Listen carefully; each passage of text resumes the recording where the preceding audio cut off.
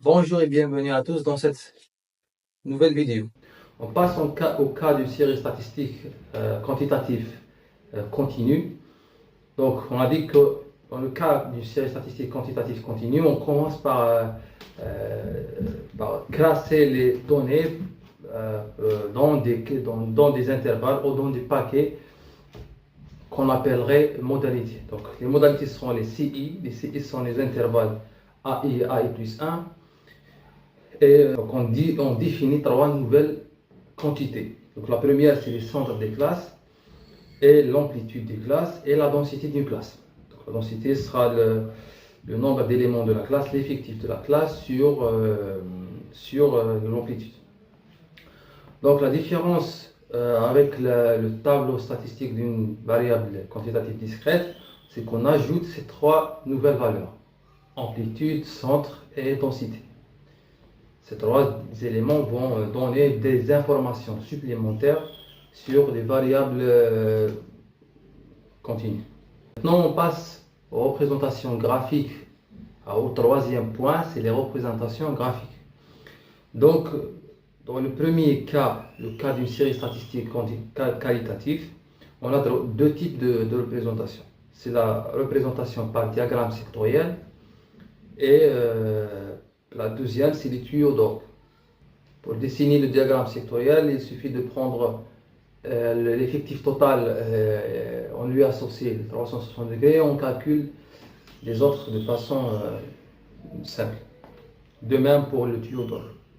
Alors pour le cas d'une série statistique quantitative, on distingue les deux, on a deux types de diagrammes. Le diagramme intégral qui sont à droite et le diagramme différentiel qui est à gauche.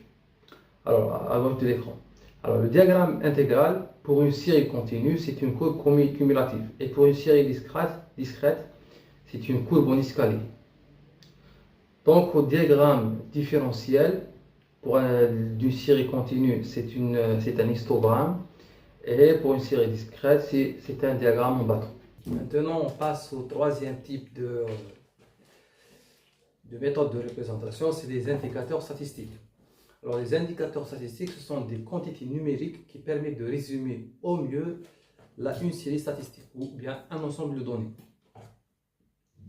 On distingue deux cas, deux types d'indicateurs. Les indicateurs de position et les indicateurs de dispersion ou bien de variabilité.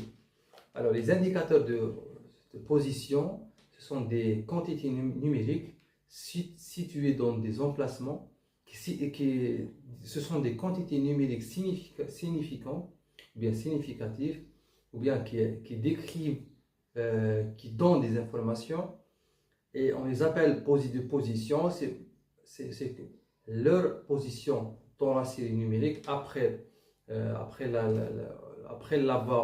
avoir ordonné les données, donne des informations encore supplémentaires. La position de l'indicateur de position donne une information supplémentaire. Tant qu'aux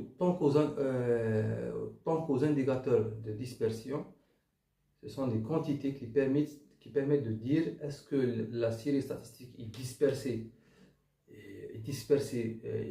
bien dispersée autour de la moyenne en général. Alors, donc le premier indicateur de position, c'est la moyenne empirique. C'est la somme des modalités sur le nombre de modalités. Donc la deuxième, la moyenne des valeurs externes.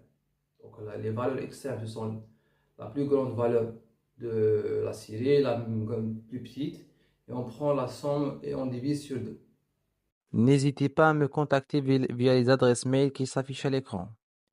Pensez à liker, à vous abonner pour recevoir les notifications des prochains cours. À bientôt et à la prochaine.